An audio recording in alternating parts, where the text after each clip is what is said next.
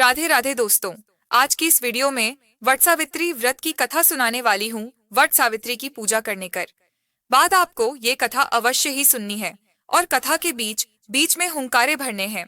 कहते हैं कि कथा को सुनने और कहने वाले दोनों को ही कथा का फल मिलता है, तो बहुत ही ध्यान से सुने। भद्र देश के राजा अश्वपति थे। राजा अश्वपति के कोई संतान न थी। कुल को बढ़ाने के लिए और राज्य के हित के लिए संतान होना बहुत आवश्यक होती है। जब उनकी संतान नहीं हुई तो उन्होंने 18 वर्ष तक संतान की प्राप्ति के लिए मंत्रोच्चारण के साथ प्रतिदिन 1,00,000 आहुतियां दी। उनकी इस तपस्या से प्रसन्न होकर माँ सावित्री प्रकट हुई और उन्होंने वर दिया कि है भद्र नरेश, तुम्हें एक तेजस्वी कन्या पैदा होगी। माँ सावित्री देवी की कृपा से जन्म लेने के कारण कन्या का नाम सावित्री रखा। सावित्री बहुत ही सुंदर और गुणवान कन्या थी। अब राजा अपनी बेटी का विवाह करना चाहते थे। सावित्री इतनी रूपवान और गुणवान थी कि उसके योग्य कोई वर ही नहीं मिलता था। सावित्री के योग्य वर न मिलने के कारण राजा बहुत दुखी रहते थे। वर न मिलने की बात राजा ने रानी को बताई तो रानी बोली कि राजा जी, आप स्वयं सावित्री को ही अपनी इच्छा अनुरूप वर चुनने की आज्ञा दीजिए। तब राजा ने सावित्री को स्वयं वर तलाशने भेजा। सावित्री तपोवन में भटकने लगी। वहां साल्व देश के राजा द्युमत्सेन रहते थे, क्योंकि उनका राज्य किसी ने छीन लिया था। उनके पुत्र का नाम सत्यवान था। सत्यवान जंगल में लकड़ी काटता था। जब सावित्री ने उनके पुत्र सत्यवान को देखा तो सावित्री ने सत्यवान का पति के रूप में वर्ण कर लिया। जब ये बात महर्षि नारद जी को पता चली तो वह राजा अश्वपति के पास पहुंचे और कहा कि हे राजन, यह क्या कर रहे हैं आप? सत्यवान गुणवान है, धर्मात्मा है और बलवान भी है, पर उसकी आयु बहुत छोटी है। वह अल्पायु है। 1 वर्ष के बाद ही उसकी मृत्यु हो जाएगी। महर्षि नारद की बात सुनकर राजा अश्वपति घोर चिंता में डूब गए। सावित्री ने उनसे कारण पूछा तो राजा ने कहा, पुत्री, तुमने जिस राजकुमार को अपने वर के रूप में चुना है वह अल्पायु है। तुम्हें किसी और को अपना जीवन साथी बनाना चाहिए। इस पर सावित्री ने कहा कि पिताजी, आर्य कन्याएं अपने पति का एक बार ही वर्ण करती हैं और जिसे पति रूप में स्वीकार करती हैं, उनके अलावा किसी और के बारे नहीं सोचती हैं। जैसे राजा एक बार ही आज्ञा देता है और पंडित एक बार ही प्रतिज्ञा करते हैं और कन्यादान भी एक ही बार किया जाता है। सावित्री हट करने लगी और बोली, मैं सत्यवान से ही विवाह करूंगी। राजा अश्वपति ने सावित्री का विवाह सत्यवान से कर दिया। सावित्री अपने ससुराल पहुंचते ही सास ससुर की सेवा करने लगी। समय बीतता चला गया। नारद मुनि ने सावित्री को पहले ही सत्यवान की मृत्यु के दिन के बारे में बता दिया था। वह दिन जैसे जैसे करीब आने लगा, सावित्री बहुत परेशान रहने लगी। वह अधीर होने लगी। उसने 3 दिन पहले से ही उपवास शुरू कर दिया। नारद मुनि द्वारा कथित निश्चित तिथि पर पितरों का पूजन किया। हर दिन की तरह सत्यवान उस दिन भी लकड़ी काटने जंगल चले गए। साथ में सावित्री भी गईं। जंगल में पहुंचकर सत्यवान लकड़ी काटने के लिए एक पेड़ पर चढ़ गए। तभी उसके सिर में तेज दर्द होने लगा।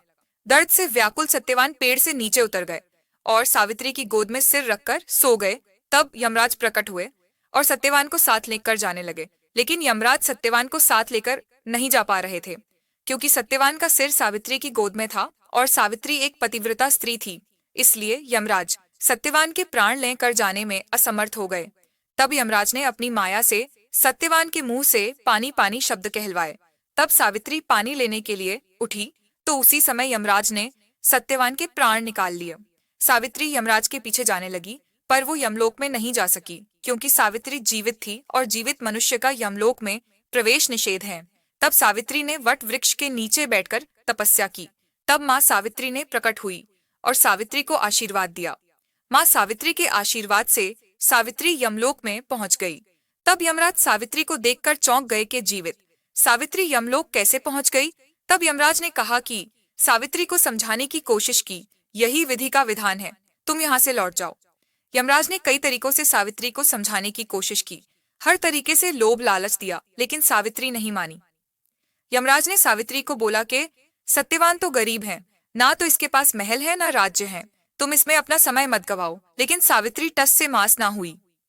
सावित्री की निष्ठा और पति प्रायणता को देखकर यमराज ने सावित्री से कहा कि हे देवी, तुम धन्य हो, तुम मुझसे कोई भी वरदान मांगो।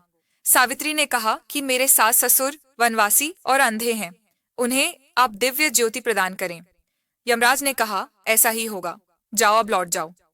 लेकिन सावित्री अपने पति सत्यवान के पीछे पीछे चलती रहीं।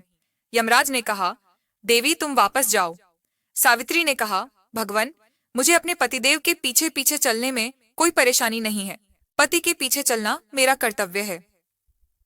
यह सुनकर उन्होंने फिर से उसे एक और वर मांगने के लिए कहा।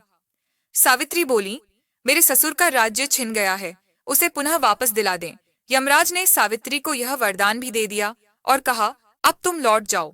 लेकिन सावित्री पीछे पीछे चलती रही। यमराज ने सावित्री को तीसरा वरदान मांगने को कहा। इस पर सावित्री ने 100 संतानों और सौभाग्य का वरदान मांगा। यमराज ने इसका वरदान भी सावित्री को दे दिया। सावित्री ने यमराज से कहा कि प्रभु, मैं एक पतिव्रता पत्नी हूँ और आपने मुझे पुत्रवती होने का आशीर्वाद दिया है। यह सुनकर यमराज को सत्यवान के प्राण छोड़ने पड़े। यमराज अंतर्ध्यान हो गए और सावित्री उसी वट वृक्ष के पास आ गई जहाँ उसके पति का मृत शरीर पड़ा था। सत्यवान जीवित हो गया और दोनों खुशी खुशी अपने राज्य की ओर चल पड़े। दोनों जब घर पहुंचे तो देखा कि माता पिता को दिव्य ज्योति प्राप्त हो गई है। तब से सावित्री का नाम पतिव्रता सत्यवती सावित्री नाम पड़ा। इस प्रकार सावित्री और सत्यवान चिरकाल तक राज्य सुख भोगते रहे। तो यह थी वट सावित्री व्रत की सत्यवान सावित्री की कथा। वट सावित्री व्रत की पूजा करने के बाद ये कथा अवश्य सुने माँ। सावित्री सभी सुहागन महिला का सुहाग अखंड रखें, स्वस्थ रखें।